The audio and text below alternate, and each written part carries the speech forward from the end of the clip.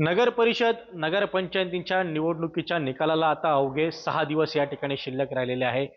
21 डिसेंबरला महाराष्ट्रातील या निवडणुकीचं चित्र जे आहे ते आता या स्पष्ट होणार आहे. आपण जळगावच्या चाळीसगाव तालुक्यातील या ईव्हीएमच्या स्ट्रॉंग रूम बाहेर उभे आहोत.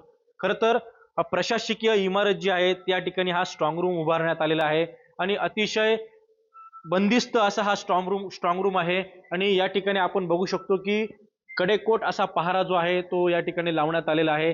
SRPF असेल, महाराष्ट्र पोलीस असेल, त्याचबरोबर निवडणूक निर्णय अधिकारी यांनी या ठिकाणी कर्मचारी देखील नेमलेले आहे. ते देखील या स्ट्रॉंग रूमवर आपल्याला नजर ठेवून बसलेले आहे हे बघता येईल. खरं तर महाविकास आघाडी विरुद्ध भाजप असा सामना या संपूर्ण निवडणुकीमध्ये, या नगर परिषदेच्या निवडणुकीमध्ये आपल्याला बघायला मिळाला.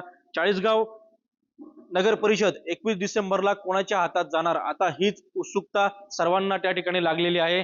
भाजप असेल किंवा महाविकास आघाडी असेल, या दोघांच्याही उमेदवारांचं भवितव्य जे आहे या स्ट्रॉंग रूम मध्ये सद्यस्थितीमध्ये बंद आहे आणि 21 डिसेंबरला या संपूर्ण निवडणुकीचा निकाल लागल्यानंतर हे चित्र जे आहे ते स्पष्ट होणार आहे.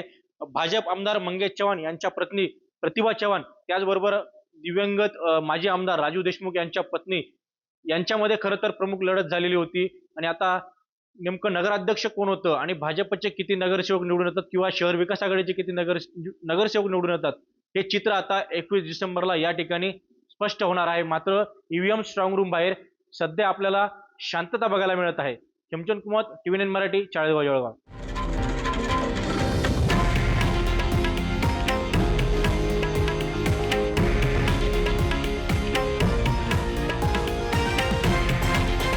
हे आहे देशातील नंबर 1 न्यूज नेटवर्क आणि आपण पाहत आहात TV9 मराठी, एकमेव.